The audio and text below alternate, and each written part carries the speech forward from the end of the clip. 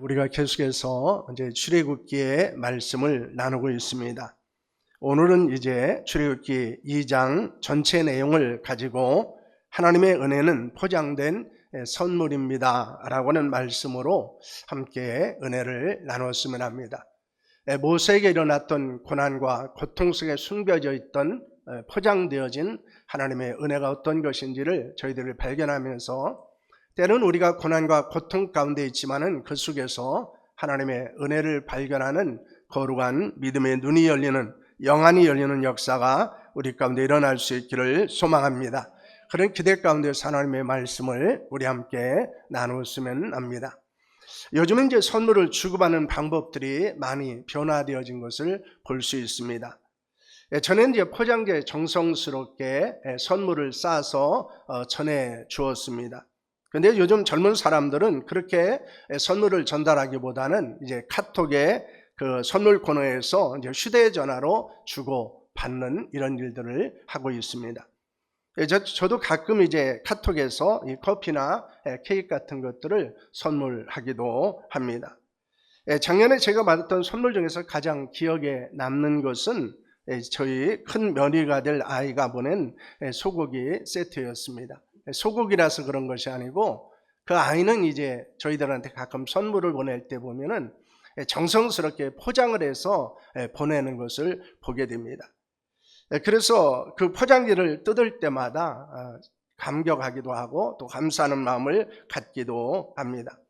왜냐하면 우리는 그 선물을 포장지를 뜯을 때마다 기대가 있습니다. 그리고 설렘이 있습니다. 물론 그것이 어떤 것이 들어있는지를 알고 있음에도 불구하고 그 포장지를 뜯을 때 느끼는 기대나 설렘은 또 다르다는 것을 알 수 있습니다. 그래서 오늘은 하나님께서 모세에게 주셨던 그 포장해서 준 선물에 관해서 이제 함께 말씀을 좀 나누는 그런 시간을 가지려고 합니다. 특별히 그 출애굽기 2장을 보면은 이제 세 가지 사건이 나타나 있습니다. 2장 1절에서 10절까지 말씀을 보면은 모세가 갈대 상자에서 나일강에 놓여지고 그리고 그곳에서 이제 구원을 받는 것에 관하여 말씀하고 있고요. 11절에서 15절까지 말씀을 보면 그가 살인을 하게 되고 도망자의 신분으로 미디안으로 가는 것에 대해서 말씀하고 있습니다. 또한 16절에서 22절까지 말씀을 보면 이제 모세가 미디안에서 광야의 목자로 생활하는 것에 관하여 말씀을 하고 있습니다. 근데 거기에는 하나님의 숨겨진 은혜가 있다는 것입니다. 고난 속에서 포장되어진 하나님의 은혜가 있습니다. 그것은 보호하심의 은혜요, 깨어짐의 은혜요, 그리고 훈련의 은혜가 그 모세의 생애 가운데 있다는 것을 우리는 발견하게 됩니다. 그래서 모세가 경험한 포장된 선물이었던 하나님의 은혜에 대해서 좀 더 저희들의 말씀을 좀 나누는 그런 시간을 가지려고 합니다. 첫째로 나일강의 갈대 상자는 포장된 하나님의 은혜였다는 것입니다. 애굽의 바로는 이스라엘 남자가 태어나면 모두 남자아이를 죽이라는 명령을 하게 됩니다. 그러나 하나님을 경외하는 산파들은 아이들을 죽일 수가 없어서 살려두게 됩니다. 그때 모세도 태어나게 되고 그리고 모세는 그 산파들에 의해서 생명을 연장받게 됩니다.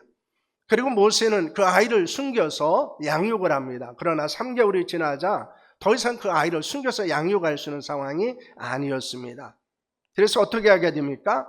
부모는 갈대 상자를 구해다가 역청과 송진을 바르고 아이를 거기에 담아서 강가의 갈대사에 놓게 되었습니다. 그리고 그 아이의 누이가 멀리 서서 아이가 어떻게 되는지를 지켜보고 있었습니다. 여러분 그때의 부모의 마음 어땠을까요? 그 연평안이라고 하는 복음성 가수가 요괴벳의 노래라고 하는 것에서 그때 부모가 가졌던 심정이 어떤 것인지에 관하여 이야기한 것이 있습니다. 거기 보면 그런 이야기가 있습니다. 작은 갈대 상자 무리 세도 안초로 역정과 나무지를 칠하네. 어떤 마음이었을까? 그녀의 두 눈에 눈물이 흐르고 흘러 정처 없이 강물에 흔들흔들 흘러내려가는 그 상자를 보며 눈을 감아도 보이는 아이와 눈을 맞추며 주저앉아 눈물을 흘렸겠지. 너의 삶의 참 주인, 너의 참 부모이신 하나님 그 손에 너의 삶을 맡긴다. 그가 널 구원하시리니 그가 널 이끄시리라. 그가 널 사용하시리라. 그가 널 인도하시리라.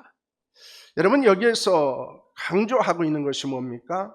그 부모의 눈물입니다. 아이를 갈대상자에 담아서 나일강가에 두는 그 부모의 심정, 그것은 죽음의 강으로 사랑하는 자식을 떠나보내는 마음이었습니다. 어쩌면 절망이었고요. 그 부모로서의 한계를 느끼며 미안함, 이런 것들이 그의 마음을 사로잡았을 것입니다. 그런데 바로 그 절망의 순간에 하나님의 은혜가 그에게 주어졌다는 것이 성경에 말씀하고 있습니다. 여러분, 그것은 무엇일까요? 10절 말씀을 여러분 보시길 바랍니다. 함께합니다. 그 아기가 자라며 바로의 딸에게로 데려가니 그가 그의 아들이 되니라. 그가 그의 이름을 모세라 하여 이르되 이는 내가 그를 물에서 건져내었음이라 하였더라 라는 말씀을 하고 있습니다. 갈대상자는 바로의 공격에 발견되어집니다. 그리고 그를 물에서 건져내었기 때문에 이름을 모세라고 짓게 됩니다.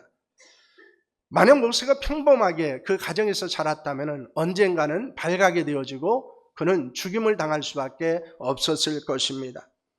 그런데 그는 강가에 버려지게 되고 바로의 공주가 그를 발견하고 그를 데려다가 왕자로 삼는 그런 기적이 일어나게 되었다는 것입니다. 여러분, 심지어 친어머니 요게벳은 어떻게 합니까? 그에게를 들어가서 삭슬 받으면서 그를 양육하는 그런 일을 경험하게 됩니다. 모세는 죽음의 위기에서 생명을 그리고 왕궁의 생활을 쌓여지어진 그런 포장되어진 하나님의 은혜를 경험하게 된 것입니다. 여러분, 우리의 삶도 그럴 수 있습니다. 내일이 잘 보이지 않습니다. 갈대상자처럼 때로는 위태롭기도 합니다. 어떤 일이 일어날지 알 수 없습니다. 때로는 이것이 우리를 두렵게 하기도 합니다. 그러나 그 위기는 하나님께서 우리를 가장 안전한 보호의 길로 인도하시는 포장된 하나님의 은혜일 수 있다는 것입니다. 지금의 고난의 위기가 우리에게도 포장되어진 하나님의 은혜가 될 수 있기를 소망합니다. 우리도 나일강가에 갈대숲에 버려진 갈대상자에 누워있는 아기와 같은 모습으로 오늘 하루도 살아갈 수 있습니다. 그러나 하나님의 거룩한 은혜가 있다면 그것은 또 다른 길로 우리를 인도하시는 하나님의 은혜라는 사실을 믿으시기를 바랍니다. 두 번째로 우리에게 주는 교훈이 있습니다. 그것은 실패는 자아를 깨트리는 포장되어진 하나님의 은혜라는 것입니다. 모세의 어머니 요게벳은 그에게 젖을 물리면서 무엇을 했을까요? 아마 모세를 위해서 기도했을 것입니다. 모세에게 하나님의 거룩한 역사가 어떻게 이스라엘 가운데서 일어났었는지를 알려주었을 것입니다. 그러므로 요게벳이 모세를 돌보는 시간은 신앙교육하는 시간이었습니다. 네, 그것은 우리가 어디에서 발견하게 됩니까? 그것은 그가 시브리에서 정체성을 잃어버리지 않은 것에서 발견하게 됩니다. 네, 그래서 시브리 사람이 애굽 사람으로부터 매를 맞게 되어지자 참을 수 없는 그런 울분을 가지고 그 사람을 죽이게 됩니다. 그리고 이것은 이제 종족의 아픔을 그가 깊이 체험하고 있었고 자신은 비록 왕궁에 살고 있었지만은 히브리라는 사실을 잊지 않았다는 것을 우리에게 보여주고 있습니다. 여러분, 이튿날 모세가 다시 나가봤습니다. 그러자 히브리 사람들이 싸우고 있었습니다. 그래서 모세가 그들을 책망하게 되어지자 그들이 내가 어제는 애굽 사람을 죽이고 이제는 우리들까지 죽이려려 하느냐라고는 말을 하게 됩니다. 모세는 자신이 살인한 것이 탄로 나게 되었습니다. 이 일로 인해서 어떻게 됩니까? 15절 말씀을 보시길 바랍니다. 함께합니다. 바로가 이 일을 듣고 모세를 죽이고자 하여 찾는지라 모세가 바로의 낯을 피하여 미디안 땅에 머물며 하루는 우물 곁에 앉았더라 라는 말씀을 합니다.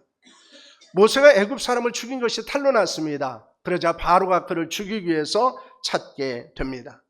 그러자 모세는 바로를 피해서 미디안 광야로 도망을 하게 됩니다.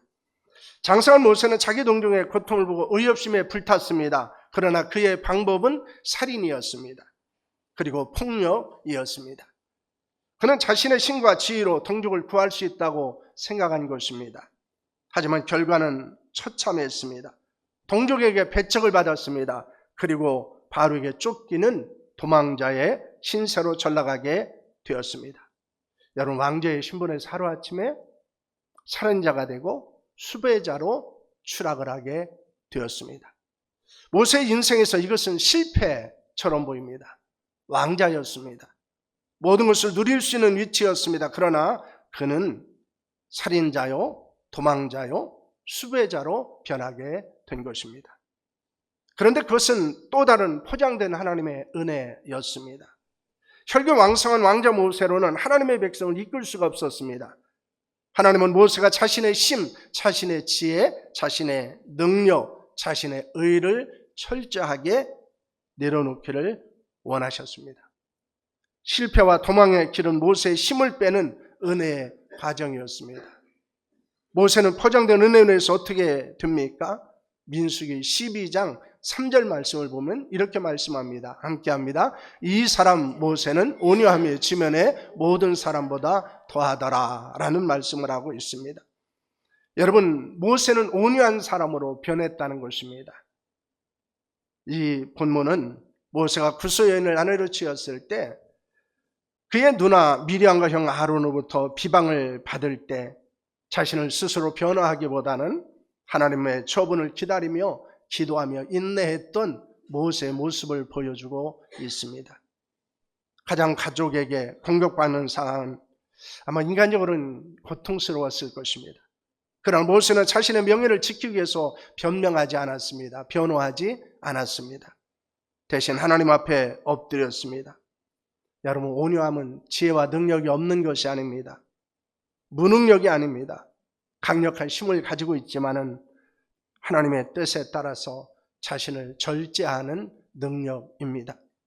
우리도 때로는 나의 열심이 실패로 돌아갈 때가 있습니다. 사람들의 오해를 받을 때도 있습니다. 도망가고 싶습니다. 피하고 싶은 순간을 맞이할 때도 있습니다. 그 실패의 자리에서 낙심하고 절망할 수도 있습니다. 모든 것을 포기하고 싶은 생각이 들 수도 있습니다. 그러나 모세가 살인자와 도망자가 되도록 하나님이 내버려 두신 이유는 어디에 있을까요? 하나님이 막으실 수도 있었을 것입니다. 하나님께서 모세 안에 자기를 깨트리기 위함이었습니다.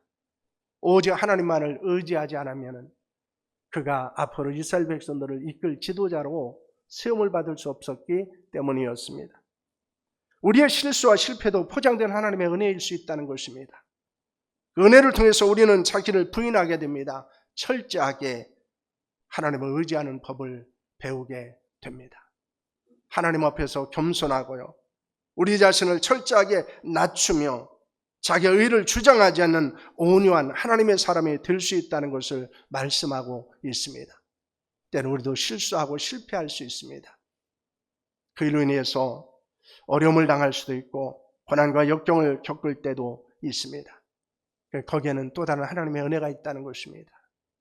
나를 의지하던 자는 나를 의지하지 않고 하나님을 의지하기 위해서, 나를 주장하던 사람들은 나를 버리고 하나님만을 바라볼 수 있는 믿음의 눈을 키우기 위해서, 또는 하나님께서 우리에게 그 실수와 실패를 허락하신다는 사실을 믿으시기를 바랍니다.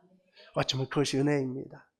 우리가 실패하지 않았다면, 실수하지 않았다면, 우리가 도망자의 신분이 되지 않았더라면 얻을 수 없는 또 다른 은혜가 우리에게 있다는 사실을 믿으시기를 바랍니다. 그러므로 우리는 실패와 실수 속에서 하나님의 거룩한 은혜를 발견할 수 있는 믿음이 눈이 우리 가운데 열릴 수 있기를 축원합니다.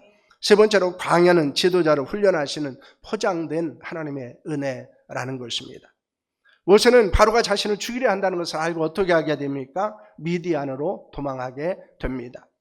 미디안은 아브라함의 후손입니다. 아브라함의 본처 사라가 죽은 후에 후처 그도라 사이에서 나온 아들의 이름이 미디안입니다. 그 자신들이 형성한 부족이 바로 이 미드안 족속이었습니다. 그들은 유목민족이었습니다. 그리고 무역하는 상인들이었습니다. 요셉을 애굽에 팔아넘겼던 사람들도 바로 이 미디안 상인들이라고 성경은 말씀하고 있습니다. 양을 치고 있었고 그리고 무역하는 사람들입니다.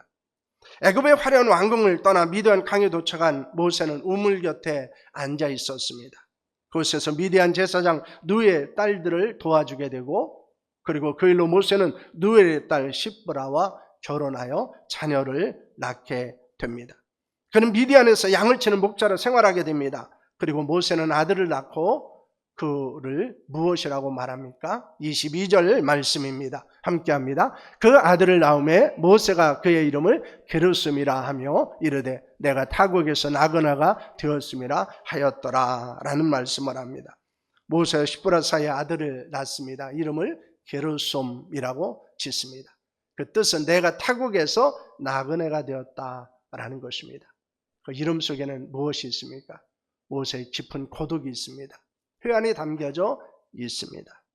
인간적으로 생각하면 모세는 미디안 40년을 보내게 되는데 그의 인생에 있어서 버려진 시간이라고 볼 수 있었을 것입니다. 그런데 모세가 미디안의 양을 치는 목자로서의 생활은 하나님의 포장되어진 은혜라는 것입니다. 왜냐하면 그가 하나님의 일을 위해서 준비되어진 기간이었기 때문이었습니다. 하나님의 양을 인도한 목자로서의 리더십을 배우는 것은 바로 이 미디안 광야에서 일어난 일입니다. 모세의 생애를 120년인데 그것을 40년씩 세 번에 걸쳐 나누어지게 됩니다. 그가 왕궁에서 생활이 40년이고요. 미디안에서의 생활이 40년입니다. 부르심을 받고 그가 이스라엘 백성들을 이끌고 나가서 광야 생활을 하는 것이 40년입니다. 그런데 그 40년의 기간을 그가 미디안 광야에서 철저하게 훈련을 받게 됩니다. 그는 이제 그 미디안 광야에서 목자의 리더십을 배웠을 뿐만 아니라 광야의 지리가 어떻게 이루어지는가를 봅니다. 광야가 어떤 곳인지를 배우게 됩니다. 그리고 광야에서 어떻게 살아가야 되는 그 생존법을 익히게 됩니다. 여러분, 이것은 그가 이스라엘 백성들을 이끌고 40년 동안 광야를 생활하는 데 있어서 매우 필요한 것이었습니다. 왕궁에 학문을 배울 수 없는, 학문에서 배울 수 없었던 겸손을 배우게 됩니다. 인내를 배우게 됩니다. 그것은 다 광야에서 이루어진 일이었습니다. 여러분, 사실 우리에게도 이런 광야의 시간들이 있습니다. 광야는 결핍과 기근이 있는 곳입니다. 추위가 있는 곳입니다. 더위가 있는 영적 훈련소와 같습니다. 매우 고통스러운 과정을 지나게 됩니다. 그러나 중요한 것은 하나님의 역사를 믿고 순종하며 그 광야의 삶을 포기하지 않아야 한다는 것입니다. 그곳에서 우리는 훈련받아야 합니다.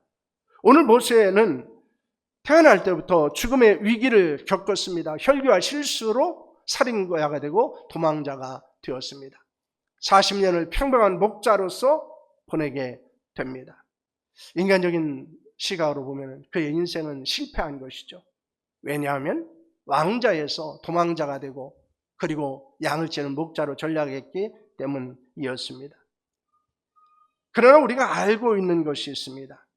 그래서 나일강의 위기가 없었다면 그는 애굽의 왕자가 될 수 없었을 것입니다. 그가 만약 살인자가 되지 않았더라면 그는 온유한 하나님의 사람이 될 수 없었을 것입니다. 미디의 광야 세월이 없었다면 그는 이스라엘을 이끄는 목자의 리더십을 가진 자가 될 수 없었을 것입니다. 하나님은 모세의 인생에 찾아온 모든 고난을 은혜라고 하는 포장지에 쌓여 사용하셨다는 것입니다. 고난은 우리를 하나님의 원하심으로 빚어가는 도구입니다. 때는 고난은 고통스럽습니다. 그러나 그 속에서 하나님은 우리를 하나님이 기뻐하신 사람으로, 하나님이 쓰실 만한 사람으로 우리를 빚어가고 만들어가는 과정일 수 있습니다. 그러므로 우리에게 중요한 것은 무엇입니까? 우리는 앞에 놓여있는 고난의 포장지를 뜯는 것입니다. 그리고 그 안에 하나님의 은혜가 있다는 사실을 발견하는 것입니다. 하나님의 은혜에 쌓여있는 그 고난이라는 포장지를 통해서 하나님이 나를 어떻게 만들어 가실지, 하나님이 사랑하는 교회를 어떻게 이끌어 가실지, 또한 우리의 인생을 어떻게 운영해 나가실지 우리는 그러한 기대와 소망 가운데 바라보고 인내해야 한다는 것입니다. 그런데 우리에게 주어진 것이 있습니다. 포장지는 뜯지 않은 그대로 놔두면 그 선물 자체의 의미를 발견할 수 없다는 것입니다. 우리는 그 포장지를 뜯어야 하는 수고를 감당해야 합니다. 그래서 우리는 그 선물을 우리의 것으로 받아들일 수 있게 됩니다. 그럼 어떻게 포장지 속에 담겨져 있는 그 은혜를, 그 선물을 발견할 수 있게 됩니까? 첫째는 상황과 환경에 대한 해석을 바꿔야 합니다. 지금 겪고 있는 고난을 불행이라고 단정짓지 않아야 합니다. 모세의 갈대 상자처럼 하나님의 새로운 길을 열어가는 과정일 수 있는 줄로 믿습니다. 믿음은 상황과 환경을 다르게 해석하는 능력입니다. 우리가 믿음이 있었을 때 우리에게 지금 주어진 상황을 다르게 해석합니다. 영적으로 해석합니다. 하나님의 시각에서 그것을 바라보고 해석하게 됩니다. 그러면 그것은 고난과 고통이 아니라 하나님의 또 다른 은혜라는 사실을 발견하는 줄로 믿습니다. 그러므로 상황과 환경을 대한 해석을 여러분 다시 해야 됩니다. 믿음으로 그 해석을 해야 됩니다. 두 번째는 자기 부인과 힘을 빼는 훈련을 하라는 것입니다. 지금까지 나를 의지했고 내 지혜를 의지했고 그리고 실패의 경험도 없었고 내 의를 주장하던 사람들이었다면 하나님은 우리가 힘을 빼기를 원하십니다. 내 지혜와 내 능력을 포기하기를 원하시고요. 그리고 내 의지를 내려놓기를 원하시고요. 내 의를 더 이상 주장하지 않기를 하나님이 원하신다는 것입니다. 나의 실패는 하나님이 일하시기 시작하는 신호라는 사실을 믿으시기를 바랍니다. 그러면 실패는 끝이 아니고 하나님이 일하시기를 시작하는 시작점이 될 수 있음을 우리에게 교훈하고 있습니다. 세 번째로 광야의 시간을 감사하며 활용하라는 것입니다. 외롭고 단조로운 일상이 계속될 때 그 시간을 낭비하지 않아야 한다는 것입니다. 하나님과 독대해야 합니다. 말씀을 읽고 기도하고 하나님의 놀라운 은혜로 우리의 내면을 든든하게 채워가야 합니다. 지금의 고독한 훈련이 결정적인 순간에 하나님의 손에 들려지게 되고 하나님은 그를 통해서 위대한 역사를 이루시는 줄로 믿으시기를 바랍니다. 그럼 우리는 그 포장지를 뜯는 수고를 해야 됩니다. 그것은 상황과 환경에 대한 믿음의 해석을 하라는 것입니다. 자기의 부인과 힘을 빼는 훈련, 내 주장과 내 의를 포기하는 훈련을 하라는 것입니다. 광야의 시간을 원망과 불평으로 보내지 말고 감사하고 그 속에서 하나님을 깊이 만나는 거룩한 성수의 삶을 살아갈 것을 우리에게 말씀하고 있습니다. 여러분, 귀한 선물은 항상 포장대에 쌓여서 전달됩니다. 귀하지 않은 것은 그냥 줘요. 근데 귀할수록 어떻게 합니까? 아주 고운 포장지에 아주 귀중하게 싸서 전달을 하게 됩니다. 하나님의 은혜도 마찬가지입니다. 하나님이 우리를 위해서 준비하신 선물도 마찬가지입니다. 너무 귀하기 때문에 때로는 고난이라는 포장지에 쌓여 우리에게 전달된다는 것입니다. 그 포장지를 열기까지 어떤 선물인지는 정확히 알 수 없습니다. 우리에게는 고난과 고통도 포장되어진 하나님의 은혜의 선물이라는 사실을 믿으시기를 바랍니다. 하나님께서 포장지로 굳게 싸서 주신 그 은혜의 선물을 우리는 열었으면 합니다. 그런 기대와 설렘으로 그 포장지를 뜯었으면 합니다. 그리고 하나님이 우리를 위해서 준비하신 거룩한 은혜를 발견하고 감사하고 기뻐하며 하나님께 영광 돌릴 수 있는 삶이 우리 가운데 일어날 수 있기를 원합니다. 고난은, 고통은 하나님께서 은혜로 포장되어진 선물일 수 있다는 사실을 우리는 기억했으면 합니다. 힘드시죠? 어렵습니다. 그러나 우리는 하나님의 은혜를 믿습니다. 하나님의 인도하심을 믿습니다. 하나님이 우리를 사랑하신다는 사실을 믿습니다. 그러기에 하나님은 고난 속에서도 고통 속에서도 우리에게 은혜를 베푸시는 것을 멈추지 않은 줄로 믿습니다. 우리 다시 한번 이런 고백 가운데서 하나님 앞에 함께 기도하는 시간을 가졌으면 합니다.